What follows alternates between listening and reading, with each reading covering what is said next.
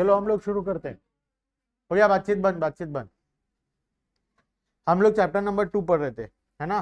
Chapter number 2 का नाम क्या था? Consumer equilibrium. क्या पढ़े थे पिछले क्लास में? सिंगल कॉमोडिटी केस में इक्विलिब्रियम कब होता है ये पढ़े थे। और क्या पढ़े थे?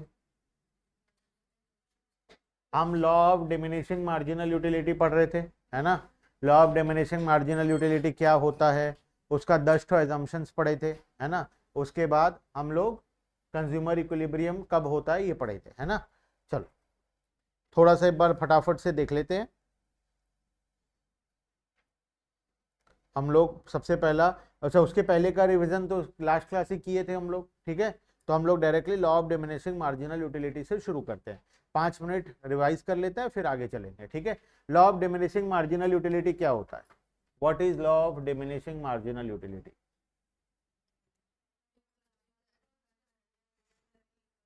क्या बोलता है law of diminishing marginal utility? Very good, very good. जैसे जैसे हम किसी भी कॉमोडिटी को कंज्यूम करते जाएंगे तो उसका यूटिलिटी हमारे लिए धीरे धीरे कम होता जाएगा। यूटिलिटी का मतलब क्या होता है? सेटिस्फैक्शन, ठीक है। कोई भी कॉमोडिटी को हम कंज्यूम करते जाते हैं तो धीरे धीरे हमारे लिए सेटिस्फैक्शन उसका कम होता जाता है। कम होते होते वो 0 पे पहुंच जाता है, उसके बाद नेगेटिव भी हो जाता है, ठीक है। अब उसमें हम 10 ठो अजम्पशंस लिए थे, ठीक है। तो इजी इजी वाला अजम्पशंस को मैं छोड़ देता हूं, 2-3 थोड़ा सा टेक्निकल एजम्पशन था उसके बारे में बात करते हैं, ठीक है। हम बात किए थे marginal utility of, sorry independent utility. सबसे पहला व्हाट इज इंडिपेंडेंट यूटिलिटी? दो अलग अलग पर्सन का यूटिलिटी अलग अलग होता है और दो अलग अलग कॉमोडिटी का यूटिलिटी अलग अलग, ठीक है। तो दोनों, दो पर्सन का यूटिलिटी या दो कॉमोडिटी का यूटिलिटी को हम कभी भी मिक्स नहीं करेंगे, ठीक है। उसके बाद marginal utility of money remains constant. इसका मतलब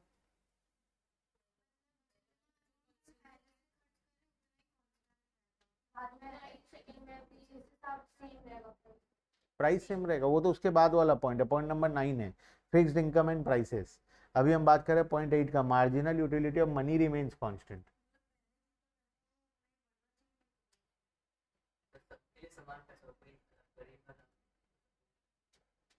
वो तो है जो बताना है क्या है।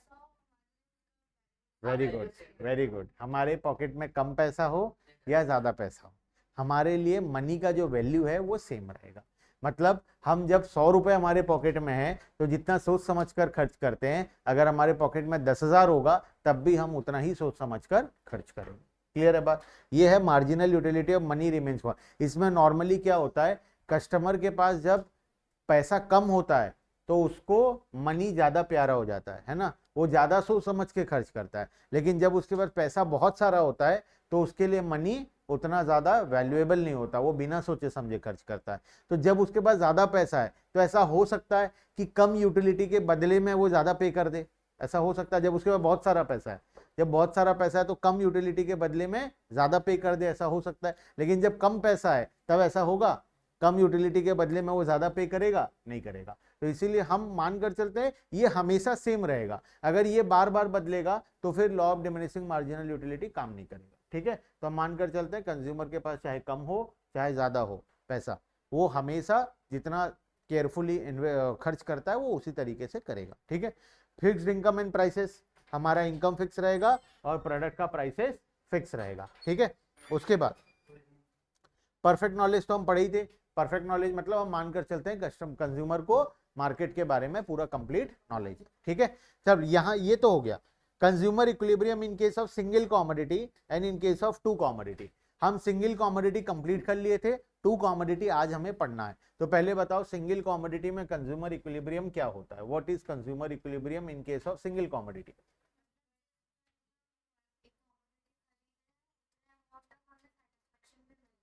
ठीक है, दो कंडीशन पढ़े थे हम, दो कंडीशन जिस पॉइंट पर सेटिस्फाई होगा उस पॉइंट पर कंज्यूमर इक्विलिब्रियम अचीव होगा। क्या क्या दो कंडीशन था? MUX equals to price of X, marginal utility of commodity X must equal to price of commodity X, ठीक है। और सेकंड कंडीशन क्या था? Marginal utility must fall, marginal utility क्या होना चाहिए? कंटिन्यूसली फॉल करना चाहिए, ये दो कंडीशन हम लोग पढ़े थे, ठीक है। तो जिस पॉइंट पर ये दोनों कंडीशन सेटिस्फाई होगा वो पॉइंट पर कंज्यूमर इक्विलिब्रियम होगा, ठीक है। चलो हम एक एग्जांपल भी लिए थे, ये रहा आइसक्रीम का एग्जांपल। इस एग्जांपल में बताओ कंज्यूमर इक्विलिब्रियम कहां पर आ रहा है और क्यों आ रहा है, कहां पर और क्यों? 6th पॉइंट पर आ रहा है, ये तो मार्किंग किया हुआ था लास्ट क्लास से। 6th पॉइंट पर आ रहा है। 6th पॉइंट पर ऐसा क्या हो रहा है जो इसको कंज्यूमर इक्विलिब्रियम बोलेंगे हम?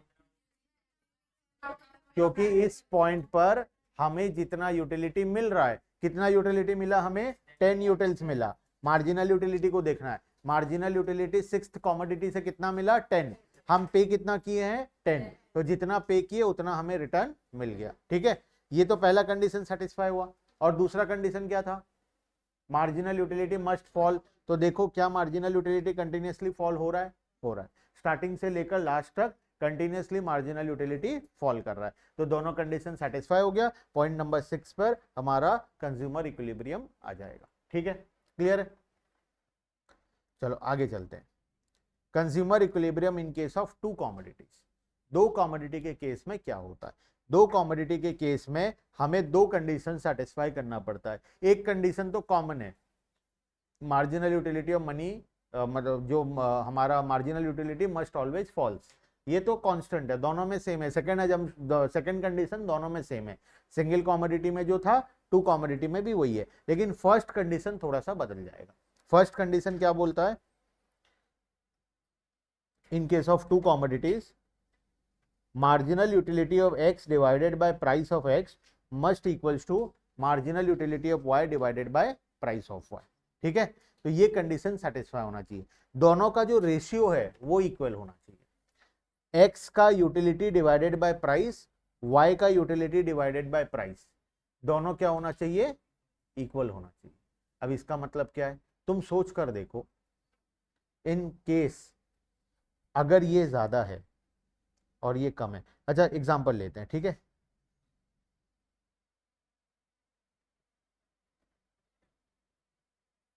Commodity X, commodity Y. X का प्राइस है 10 रुपए, वाई का भी प्राइस है 10 रुपए। फॉर सिंप्लिसिटी हम अज्यूम कर रहे हैं दोनों का प्राइस क्या है? 10-10 रुपए। फर्स्ट यूनिट कंज्यूम किए 100 यूटिल्स मिला। वाई का फर्स्ट यूनिट कंज्यूम किए 100 यूटिल्स मिला। एक्स मान लो चॉकलेट है, वाई है आइसक्रीम, ठीक है। अपने मन से कोई भी दो कॉमोडिटी मान लो। ध्यान से समझना, इस एग्जाम्पल को फ्रेम करना बहुत डिफिकल्ट होता है, ठीक है, क्योंकि इसमें एक पॉइंट लाना है जहां पर दोनों इक्वल हो। चलो करते हैं कोशिश। सेकेंड यूनिट कंज्यूम किए, ठीक है। मार्जिनल यूटिलिटी कितना मिला? 90। और इस केस में कितना मिला? 80, ठीक है। आइसक्रीम के केस में या चॉकलेट के केस में कम मिला 80 और पहले वाले केस में 90 मिला, ठीक है। तीसरा कंज्यूम किए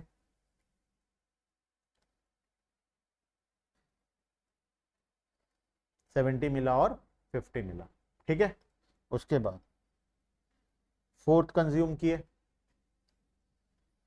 मान लो इसमें मिला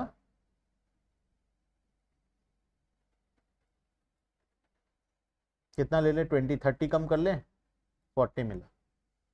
और इसमें कितना कर लेते हैं? 10 मिला, ठीक है। Fifth unit. अच्छा एक काम करते हैं, थोड़ा सा चेंज कर लेते हैं ना, इसको यहाँ पर ये 90 रहने दो, इसको यहाँ पर 70 और इसको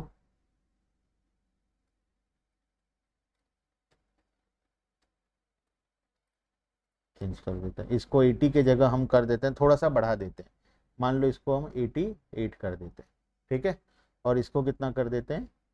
70, ठीक है। अब आगे चेहरा चेंज करिए, 40 है और इसमें कितना मिला? मान लो इसमें मिला 30,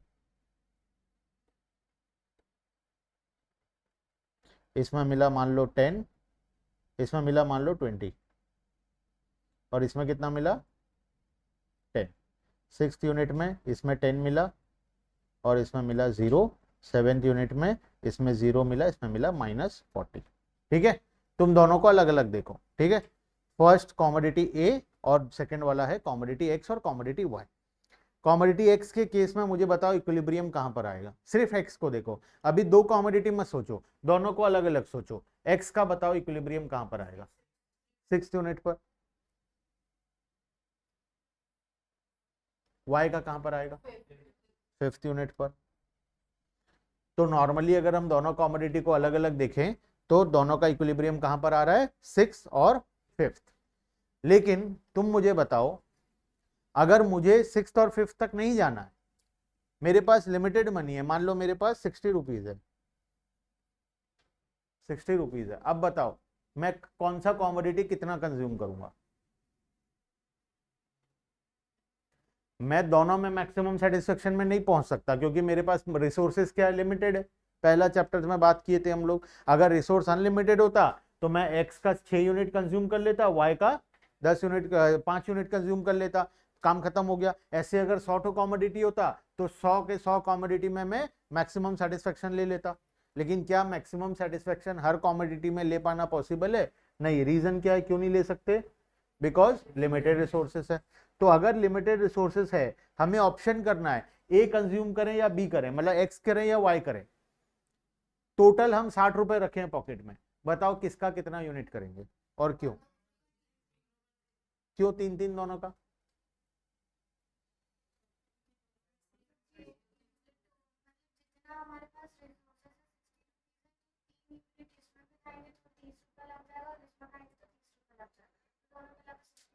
अगर 500 होता तो 250 का खा लेते, अगर 100 होता तो 50-50। दोनों में यूटिल सेम मिलेगा, अगर यूटिल्स अलग अलग होता तो मान लो ये 65 होता, मान लेते हैं, मैं फिर से 70 करूंगा उसको, मान लो वो 65 होता। अब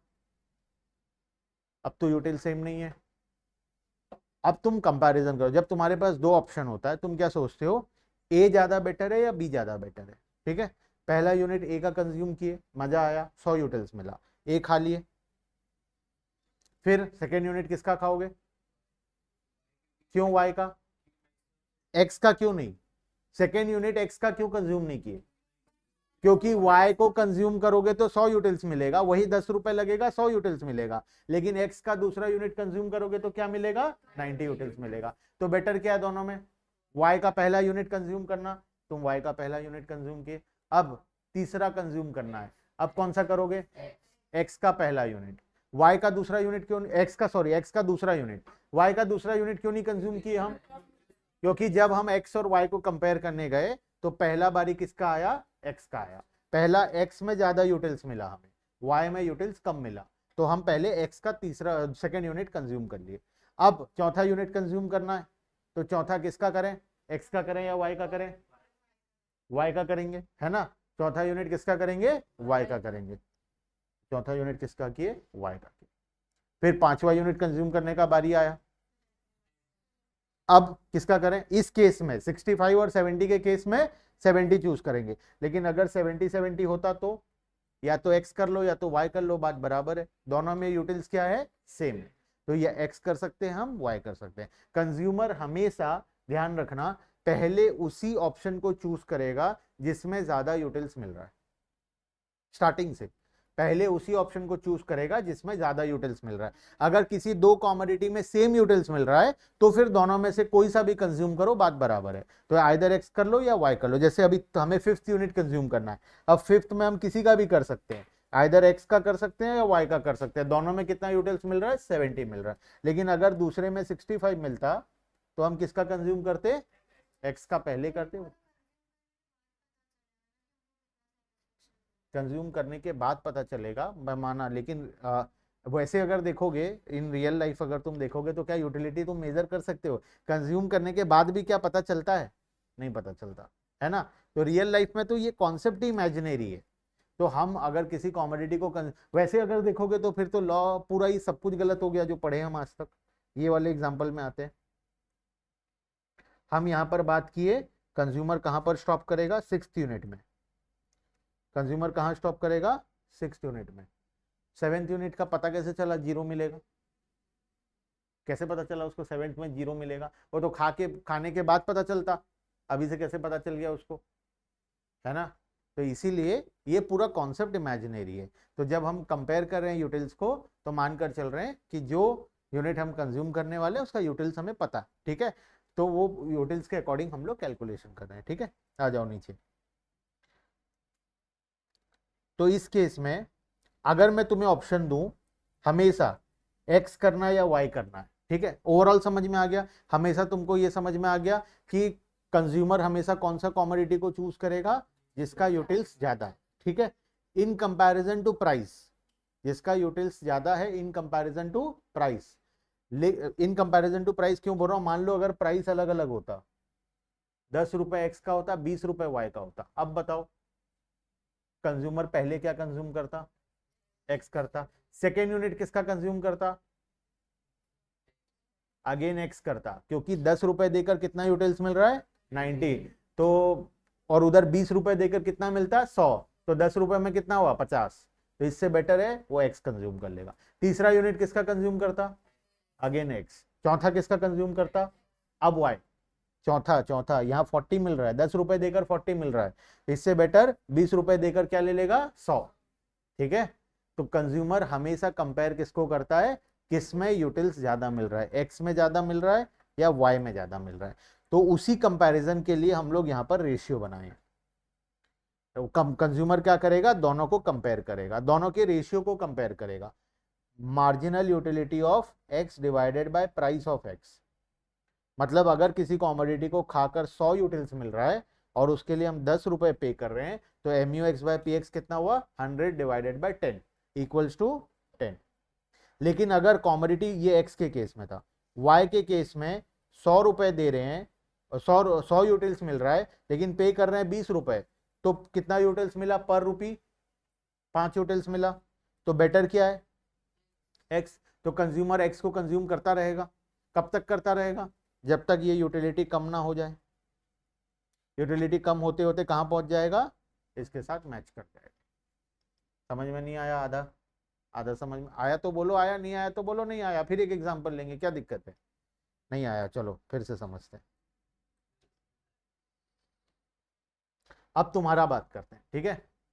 तुम गए हो किसी ठेले पर, वहां पर आइसक्रीम भी मिल रहा है और साथ में कोई और कॉमोडिटी क्या मिलेगा, कोल्ड ड्रिंक भी मिल रहा है, ठीक है। आइसक्रीम, आइसक्रीम का प्राइस 20 रुपए है, कोल्ड ड्रिंक का प्राइस 10 रुपए, ठीक है। आइसक्रीम का प्राइस 20 रुपए, कोल्ड ड्रिंक का प्राइस 10 रुपए। पहला यूनिट कंज्यूम किए, फर्स्ट यूनिट आइसक्रीम को कंज्यूम करके यूटिलिटी मिला 200 यूटिल्स मिला, और कोल्ड ड्रिंक कंज्यूम करोगे तो 150 यूटिल्स मिलेगा। बताओ क्या कंज्यूम करोगे, आइसक्रीम या कोल्ड ड्रिंक, आइसक्रीम और कोल्ड ड्रिंक, आइसक्रीम और कोल्ड ड्रिंक। आइसक्रीम वाले कौन कौन है, कोल्ड ड्रिंक वाले कौन कौन है, अपना पसंद मत बताओ, केस के हिसाब से बताओ। इस केस में आइसक्रीम करोगे या कोल्ड ड्रिंक करोगे, कोल्ड ड्रिंक। क्यों कोल्ड ड्रिंक, 10 रुपए देकर 150 यूटिलिटी मिल रहा है, तो 1 रुपए में कितना यूटिलिटी मिला, 15। 200 रुपए, 20 रुपए देकर 200 यूटिल मिल रहा है, तो एक यूटिलिटी, 1 रुपए में कितना यूटिल मिला, 10। तो बेटर कौन सा है, कोल्ड ड्रिंक। उसके बाद सेकेंड,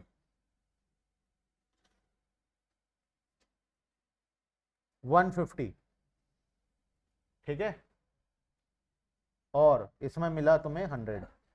बताओ क्या, आइसक्रीम खाकर सेकेंड यूनिट खाओगे तो 150 यूटिल्स मिलेगा, कोल्ड ड्रिंक का सेकेंड यूनिट खाओगे तो 100 यूटिल्स मिलेगा। कितना, 1 रुपए में कितना यूटिल मिला, 1 रुपए में कितना यूटिल मिला, तो बेटर क्या है, कोल्ड ड्रिंक, ठीक है। तो अगेन हम क्या कंज्यूम करेंगे, कोल्ड ड्रिंक। उसके बाद अच्छा, इस केस में अगर मेरे पॉकेट में टोटल 40 रुपए है, तो बताओ मैं क्या क्या कंज्यूम करूं। अगर इस केस में मेरे पॉकेट में टोटल ही 40 रुपए है, तो बताओ क्या क्या कंज्यूम करूंगा और क्यों। बहुत करो, हाँ बहुत करो कैलकुलेशन, क्या दिक्कत है, बहुत टाइम है हमारे पास, आराम से करो। अगर टोटल मेरे पास 40 रुपए है, तो बताओ क्या क्या मैं कंज्यूम करूंगा और क्यों। तुम खुद सोचो ना, तुम्हें मैं 40 रुपए देकर ठेले में भेजाऊं, आइसक्रीम खाओगे तो इतना यूटिलिटी, कोल्ड ड्रिंक खाओगे तो इतना यूटिलिटी, सिंपली बताना है 40 रुपए में तुम क्या क्या खरीद के लाओगे? 2 कोल्ड ड्रिंक, 1 आइसक्रीम। क्यों? क्योंकि पहला कोल्ड ड्रिंक खरीदोगे, सबसे पहले तुम क्या खरीदोगे? जिसमें सबसे ज्यादा यूटिलिटी मिलेगा। ठीक है, ज्यादा यूटिलिटी पर रुपी बोल रहा हूं मैं, टोटल नहीं बोल रहा हूं। 1 रुपए के मुकाबले जिसमें सबसे ज्यादा यूटिलिटी मिलेगा वो खरीदोगे। तो सबसे पहले हम कोल्ड ड्रिंक खरीदे, क्योंकि 1 रुपए में उसमें कितना यूटिल्स मिल रहा है? 15 यूटिल्स मिल रहा है। 10 रुपए दिए, टोटल यूटिलिटी कितना हुआ? 150। उसके बाद फिर हम डिसीजन लिए क्या खरीदें। तो सेकंड में क्या दिमाग में आया? आइसक्रीम खरीदें या कोल्ड ड्रिंक खरीदें? आइसक्रीम या कोल्ड ड्रिंक? आइसक्रीम या कोल्ड ड्रिंक? आइसक्रीम या कोल्ड ड्रिंक? दोनों में से कोई सा भी। क्यों? यहाँ पे 20 रुपए पे कर रहे हो, 200 यूटिल्स मिल रहा है, तो 1 रुपए के बदले में 10 यूटिल। यहाँ पर 10 रुपए पे कर रहे हो, 100 यूटिल मिल रहा है, 1 रुपए के बदले में 10 यूटिल, दोनों बराबर है, कुछ भी खरीद लो। ठीक है, दोनों में से कुछ भी खरीद लो। तो हम 2 यूनिट्स ऑफ कोल्ड ड्रिंक और 1 यूनिट ऑफ आइसक्रीम खरीदेंगे। इससे हमारा यूटिलिटी क्या होगा? मैक्सिमम होगा। सिंपल सा बात है, तुम्हें बस एक ही चीज ध्यान में रखना है, नेक्स्ट जो भी तुम खरीदने वाले हो उसका यूटिलिटी पर रुपी सबसे ज्यादा होना चाहिए, बस। उसके अलावा बाकी फिगर्स को देखना ही नहीं है, बाकी डेटा को देखना ही नहीं है। जो तुम खरीदने वाले हो उसमें हाईएस्ट यूटिलिटी जो होगा वो खरीद लोगे, बात खत्म। पर रुपी, 1 रुपए के बदले में हाईएस्ट यूटिलिटी जो होगा वो खरीद लोगे। ठीक है, तो कंज्यूमर इक्विलिब्रियम कहां पर आया? कंज्यूमर अपना इक्विलिब्रियम कहां पर लाया? जब marginal utility of X divided by price of X equals to marginal utility of Y divided by price of Y हुआ। इसको मैं एक्स मानता हूं, इसको मैं वाई मानता हूं। तो एक्स का मार्जिनल यूटिलिटी कितना था? 200 डिवाइडेड बाय प्राइस कितना था? 20। वाई का मार्जिनल यूटिलिटी कहां था? प्राइस कितना था? 10। क्या दोनों इक्वल हो रहा है? ठीक है, अगर marginal utility of X divided by price of X ज्यादा होगा mu y by P Y, तो कंज्यूमर क्या करेगा? एक्स खरीदेगा या वाई खरीदेगा? एक्स खरीदेगा, सिंपली। वाई को खरीदना बंद कर देगा, एक्स खरीदेगा। अगर ऑपोजिट हुआ, वाई का मार्जिनल यूटिलिटी बाय प्राइस ज्यादा है एक्स के मुकाबले, तो कंज्यूमर क्या खरीदेगा? वाई खरीदेगा। कौन से पॉइंट पर वो दोनों में से कोई सा भी खरीद सकता है? जब दोनों इक्वल होगा, वही तो कंज्यूमर इक्विलिब्रियम है। दोनों में से कोई सा भी खरीद सकता है, उसको हम क्या बोलेंगे? Consumer equilibrium. तो दोनों कंज्यूमर इक्विलिब्रियम का पहला कंडीशन क्या हुआ? mu x divided by price of x equals to mu y divided by price of y। नहीं समझ में आया तो ज्यादा दिमाग लगाना नहीं है। फर्स्ट कंडीशन क्या है? mu x divided by price of x equals to mu y divided by price of y। ठीक है, इससे ज्यादा दिमाग लगाना नहीं है। नहीं समझ में आया तो सिंपली याद रखो ये है। अब ये समझ में अपने आप आ जाएगा, रट्टा नहीं लगाना है। ये समझ में जब चैप्टर्स आगे जाएगा, जब यूटिलिटी के बारे में तुम और पढ़ोगे आगे जाकर, तो ऑटोमेटिकली समझ में आ जाएगा कि ऐसा क्यों होता है। ठीक है, सेकंड कंडीशन क्या है? mu must falls, must fall, marginal utility fall होना चाहिए। ये कंडीशन हमेशा कांस्टेंट है, चाहे सिंगल कॉमोडिटी हो चाहे 2 कॉमोडिटीज हो। ठीक है, पहला कंडीशन खाली चेंज हो जाता है। पहला कंडीशन सिंगल कॉमोडिटी में क्या था? mu x equals to price of x, और सेकंड था वही mu मस्ट फॉल्स। क्लियर है? Consumer equilibrium. ठीक है,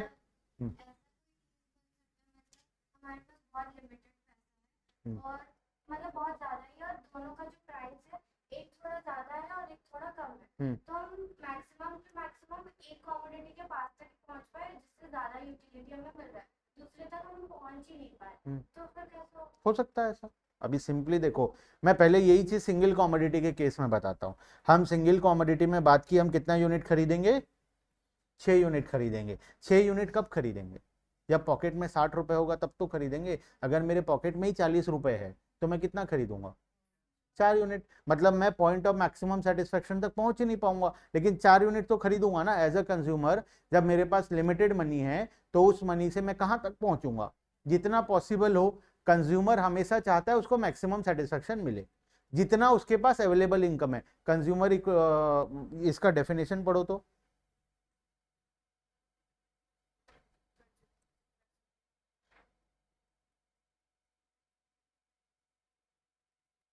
देखो ये डेफिनेशन पढ़ो तो एक बार फिर से क्या लिखा है। Consumer equilibrium refers to a situation when consumer is having maximum satisfaction with limited income. पैसा उसके पास लिमिटेड है, जरूरी नहीं है कि वो पूरे मैक्सिमम सेटिस्फेक्शन वाले पॉइंट तक पहुंच पाएगा। जैसे उस केस में हम 6 यूनिट तक पहुंच पाएंगे, 6 यूनिट तक पहुंचने के लिए हमारे पास 60 रुपए है ही नहीं, हमारे पास पॉकेट में 40 ही रुपए है, तो हम कितना यूनिट खरीदेंगे, 4 यूनिट खरीदेंगे। 4 यूनिट में जितना सेटिस्फेक्शन मिलेगा वो टोटल सेटिस्फेक्शन होगा हमारा। वैसे ही टू कॉमोडिटी के केस में अगर मेरे पास इतना कम पैसा है कि मैं एक ही, मान लो आइसक्रीम का प्राइस 20 है, कोल्ड ड्रिंक का 10 है, मेरे पास पॉकेट में 10 ही रुपए है, तो मैं आइसक्रीम तो खरीद ही नहीं सकता, है ना। यही तो बोल रहे हो तुम। अगर पैसा इतना लिमिटेड है कि हम दूसरा कॉमोडिटी तक अगर पहुंच ही नहीं सकते, तब तो फिर दूसरा के बारे में बात ही नहीं करना है, तब तो सिर्फ हम पहला ही खरीदेंगे और एक ही कॉमोडिटी होगा और उसमें भी हम जितना खरीद पाएंगे वो खरीद लेंगे, बस। ठीक है, क्लियर है। तो ये हुआ हमारा फर्स्ट सिचुएशन। इसको एक बार यहाँ पर सिर्फ 2 लाइन मार्किंग कर लो, 2 ही चीज काम का है यहाँ पर। टू कॉमोडिटी के केस में first condition MUX divided by price of X equals to MU divided by price of Y। Same चीज यहाँ पर उसको घुमाकर लिखा हुआ है, एक ही चीज लिखा हुआ है, ठीक है, रेसिप्रोकल कर दिया है, ठीक है, मैथ्स का छोटा सा कॉन्सेप्ट। उसके बाद MU falls as consumption increases, this is your first condition and this is your second condition। ठीक है, क्लियर है। अब हम चलते हैं चैप्टर के दूसरे पार्ट पर। हम चैप्टर को स्टार्टिंग में 2 पार्ट में डिवाइड किए थे, है ना। क्या क्या था 2 part, cardinal utility and ordinal utility. तो कार्डिनल में तो समझ में आ गया कंज्यूमर सेटिस्फेक्शन कहां पर आएगा, जब 2 कंडीशन सेटिस्फाई होगा तब हमारा कंज्यूमर इक्विलिब्रियम अचीव होगा। लेकिन ऑर्डिनल यूटिलिटी का बात करते हैं। ऑर्डिनल में हम क्या करेंगे, अब हम यूटिलिटी को मेजर नहीं करेंगे, अब हम total utility, marginal utility, average utility, ये सब का कैलकुलेशन और नहीं करेंगे, क्योंकि ऑर्डिनल में हम मानकर चलते हैं कि हम यूटिलिटी को मेजर ही नहीं कर सकते, जो कि रियल लाइफ में सच है, हम रियल लाइफ में मेजर ही नहीं कर सकते यूटिलिटी को। तो ordinal utility is more realistic than cardinal utility. लेकिन कार्डिनल यूटिलिटी ज्यादा हमको पढ़ाया जाता है, उसी के बेसिस पर इकोनॉमिक्स बना हुआ है, ठीक है। देखो, ऑर्डिनल यूटिलिटी अप्रोच और इनडिफरेंस कर्व एनालिसिस, इसका एक और नाम क्या है, इनडिफरेंस कर्व एनालिसिस या हिक्सियन एनालिसिस। हिक्सियन एनालिसिस इसलिए बोलते हैं, हिक्स और एलन बोल के 2 ऑथर थे, ये दोनों मिलकर इस कॉन्सेप्ट को बनाए थे, तो इन लोगों का नाम क्या कर दिया गया, हिक्सियन एनालिसिस कर दिया गया, ठीक है।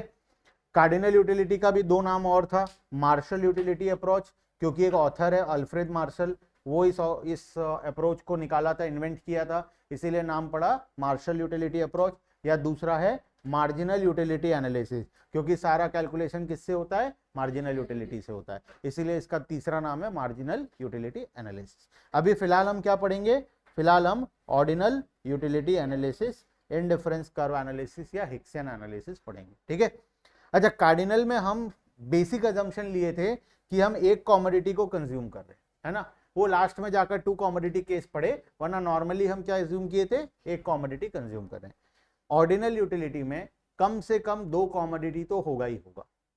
क्यों, क्योंकि जब तुम रैंकिंग कर रहे हो तो उस केस में 2 कॉमोडिटी का तो होना जरूरी है। रेस में दौड़ रहे हो तो कम से कम 2 पार्टिसिपेंट तो होने चाहिए, तभी तो तुम फर्स्ट आओगे, अदरवाइज अकेले दौड़ रहे हो तो क्या फर्स्ट और क्या सेकंड, ठीक है।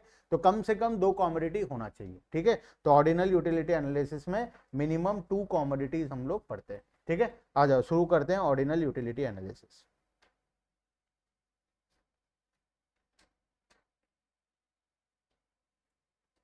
ऑर्डिनल यूटिलिटी अप्रोच और इनडिफरेंस कर्व और हिक्सियन एनालिसिस, इस कॉन्सेप्ट को दिया था हिक्सन एलन में 1934 में, 100 साल होने आ गया, ठीक है।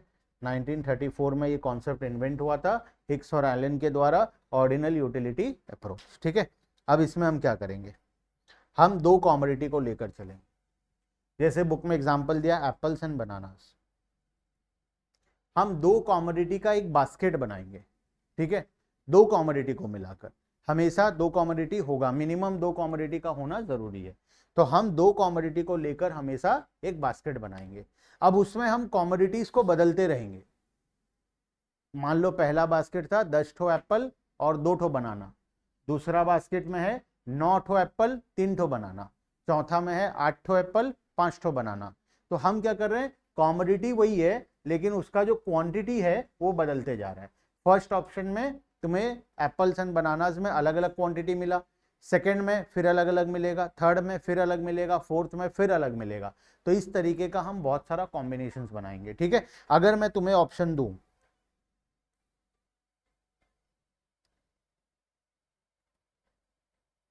Combination of ice cream and chocolate, ठीक है, मानकर चलते हैं कि एक आइसक्रीम का यूटिलिटी 10 है और दूसरे का 20 है, मान लो फिक्स है ये।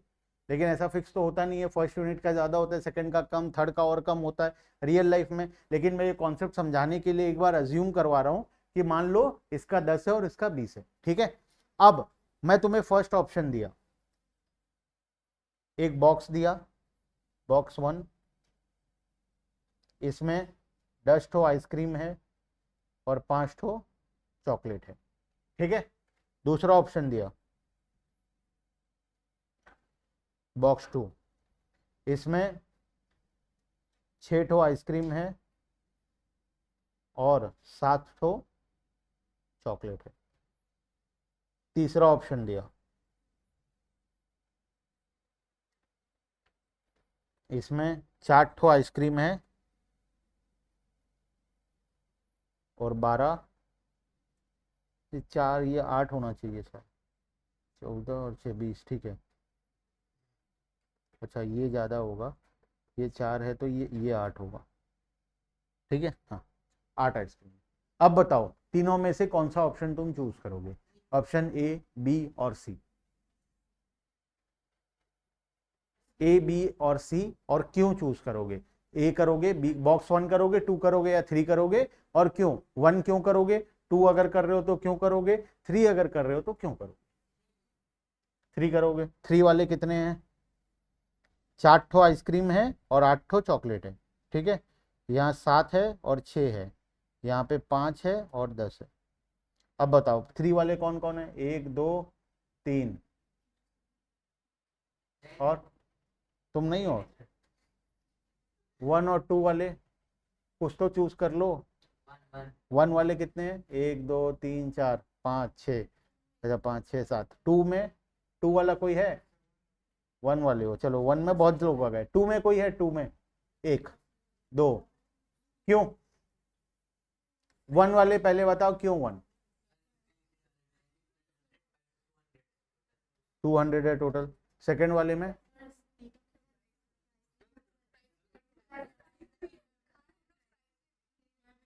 प्राइस नहीं था, वो यूटिलिटी था 10 और 20, ठीक है। आइसक्रीम को खाकर 10 मिलेगा, चॉकलेट को खाकर 20 मिलेगा। अच्छा सब में कितना कितना है? कहाँ से आया 200? चलो बेसिक मैथ्स क्लास 2 में चलते हैं, ठीक है। 10 ठो आइसक्रीम 10 और 5 ठो चॉकलेट 20 के हिसाब से। नहीं कुछ कुछ पूछे ना, कहाँ से आया 200? 6 इंटू 10 इक्वल्स टू 100 और 7 इंटू 20 इक्वल्स टू, अच्छा सॉरी 60, और ये आ गया 140, और 4 into 10 equals to 40, 8 into 20 equals to 160। अब बताओ ए बी सी कौन सा, फटाफट कोई सा भी। 2 मिनट, ठीक है 2 मिनट बता दो, सब कैलकुलेशन कर लो आराम से। ऑनलाइन वाले भी बताओ।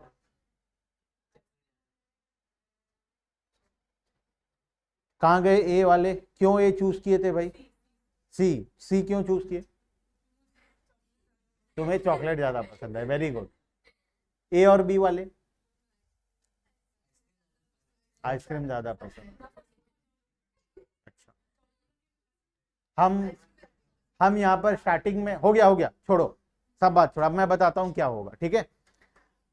कुछ लोग बोले उसको चॉकलेट ज्यादा पसंद है, किसी को आइसक्रीम ज्यादा पसंद है। हम पहले ही बात किए चॉकलेट को खाकर कितना यूटिल्स मिलेगा? 20, और आइसक्रीम को खाकर कितना मिलेगा? 10। तो इससे क्या फर्क पड़ता है? अब तुम्हारे को क्या ज्यादा पसंद है? यूटिल्स कितना मिलने वाला है? 10 और 20।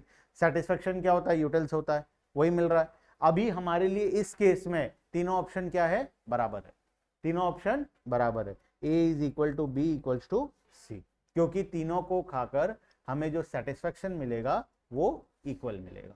बात समझ में आया? ए कंज्यूम करो, टोटल सेटिस्फेक्शन क्या होगा 200, बी कंज्यूम करो, टोटल सेटिस्फेक्शन क्या होगा 200, सी कंज्यूम करो, टोटल सेटिस्फेक्शन क्या होगा 200। क्लियर है बात? तो ए बी और सी तीनों में मिलाकर सभी में हमारा जो सेटिस्फेक्शन है वो इक्वल है, तो ए दो, बी दो या सी दो, कोई फर्क नहीं पड़ता, टोटल सेटिस्फेक्शन क्या रहेगा, सेम रहेगा।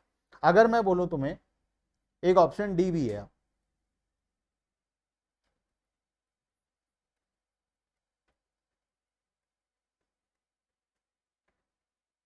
अब बताओ क्या ए बी सी और डी? डी में 10 टो आइसक्रीम 6 टो चॉकलेट, 10 आइसक्रीम इंटू 10 के हिसाब से 100 और 6 आइसक्रीम 20 के हिसाब से 120, 220 हो गया। अब सबको ही क्या चूज करोगे? डी। बात समझ में आया? तो इनडिफरेंस कर्व, टॉपिक का नाम क्या है? Indifference curve analysis. A B और सी का ऑप्शन अगर तुम्हें दिया जाए तो यू आर इनडिफरेंट, ए मिले, बी मिले, सी मिले, अगर मैं किसी को ए दे दूं, किसी को बी दे दूं, किसी को सी दे दूं, तो आपस में झगड़ा भी नहीं करोगे तुम, क्योंकि सबका सेटिस्फेक्शन लेवल क्या होने वाला है? सेम होने वाला है। लेकिन किसी को अगर डी दे दूं तो उसका सेटिस्फेक्शन लेवल बाकियों के मुकाबले ज्यादा है। ठीक है, तो जब हम कर्व बनाएंगे, इनडिफरेंस कर्व का मतलब ये है कि जब सबका यूटिलिटी, हर एक कॉम्बिनेशन का यूटिलिटी इक्वल होता है, उसको हम क्या बोलते हैं? इनडिफरेंस बोलते हैं, क्योंकि सभी के बीच में कोई डिफरेंस नहीं है। और जब सारे ऐसे ऑप्शंस जिसका यूटिलिटी इक्वल है उसको मिलाकर हम एक ग्राफ बना देते हैं, उसको हम क्या बोलते हैं? Indifference curve. जब मैं ए बी और सी को मिलाकर एक तो डायग्राम बना दूंगा तो उस डायग्राम को हम क्या बोलेंगे? इनडिफरेंस कर्व, क्योंकि ए बी और सी में कोई डिफरेंस नहीं है, इसलिए उसका नाम क्या है? इनडिफरेंस। और उसका हम क्या बना दिए? कर्व बना दिए, तो वो क्या बन गया? इनडिफरेंस कर्व बन गया। यही हमारा टॉपिक है। ठीक है, अब हम बहुत सारा इनडिफरेंस कर्व बनाएंगे। जैसे अभी मैं ऑप्शन ई लेता हूं, बॉक्स नंबर 5, 12 आइसक्रीम और 5 चॉकलेट। अब बताओ सेटिस्फेक्शन कितना होगा? 12 इंटू 10 इक्वल्स टू 120 और 5 इंटू 20 इक्वल्स टू 100, 120। अब तुम बोलोगे, सॉरी 220। अब तुम बोलोगे ए बी और सी इक्वल था, डी और ई आपस में इक्वल है, या तो ए बी सी में से कोई सा दे दो, ए बी सी में से कोई सा भी देने से चलेगा, या डी और ई में से कोई सा दे दो, है ना? डी और ई आपस में इक्वल है, ए बी सी आपस में इक्वल है, लेकिन डी और ई ए बी और सी के मुकाबले ज्यादा है। बात समझ रहे हो? ए बी सी इक्वल है, ये एक ऑप्शन हुआ जहां पर तीनों इनडिफरेंस है, ये दो इनडिफरेंस है, लेकिन A B C, A B और सी तीनों छोटे हैं किससे? डी और ई से। क्लियर है? तो this is indifference curve 1, this is indifference curve 2। 2 वाला कर्व जो है वो 1 से बेटर है। और 2 में जितने ऑप्शंस हैं ये सब 2 के अंदर आते हैं। 2 में जितने ऑप्शन है वो सब इक्वल है, ए में जितने ऑप्शन है वो सब इक्वल है, लेकिन 2 इज बेटर देन 1। वैसे ही हम 3 बनाएंगे जिसका सेटिस्फेक्शन और ज्यादा होगा। 3 में बहुत सारे ऑप्शंस हैं, वो सारे ऑप्शंस आपस में क्या है? इक्वल है, तो वो हमारा हो गया सेट 3। वैसे सेट 4 बनेगा, सेट 5 बनेगा, सारे सेट्स के अंदर जितना कॉम्बिनेशन है वो सब आपस में इक्वल है, लेकिन एक सेट दूसरे सेट के मुकाबले अलग अलग है। बात समझ में आया? यही हम लोग नेक्स्ट क्लास में पढ़ेंगे इनडिफरेंस कर्व के अंदर में। ठीक है, थोड़ा मोड़ा समझ में आ गया है, बाकी नेक्स्ट क्लास में डिस्कस कर लेंगे। ठीक है, एक कर्व में जितने हैं वो इक्वल होगा। जैसे हम पहला बात किए फर्स्ट सेट, ये सेट में जितने ये आपस में सब इक्वल होंगे। अगर ये इक्वल नहीं है तो ये उस सेट का हिस्सा ही नहीं बन सकता, इसको अलग लेना पड़ेगा। ठीक है, जो इक्वल होता है उसको हम एक सेट बनाते हैं, फिर जो इक्वल हुआ उसका अलग सेट, फिर जो इक्वल हुआ उसका अलग सेट, ऐसे अलग अलग का अलग अलग सेट हम लोग बनाते हैं। 2 कॉमोडिटीज हो, 2 होंगे। हम 2 पढ़ते हैं, 2 से ज्यादा भी हो सकते हैं। हम 2 इसीलिए पढ़ते हैं हमारे पास क्योंकि 2 एक्सिस है, एक एक्स एक्सिस है, एक वाई एक्सिस है। उससे ज्यादा पढ़ेंगे तो 3D डायग्राम बनाना पड़ेगा, वो पॉसिबल नहीं है। तो हमारे सिलेबस में इसीलिए 2 कॉमोडिटी वाला है। ठीक है, 1 कॉमोडिटी तो पॉसिबल नहीं है क्योंकि रैंकिंग करना है, तो 2 लेना पड़ेगा, और मैक्सिमम भी हम कितना लेते हैं? 2। तो हम इसमें 2 ही कॉमोडिटी वाला कॉन्सेप्ट टोटल पढ़ेंगे। ठीक है, चलो तो आज के लिए हम लोग यहीं पर स्टॉप करते हैं।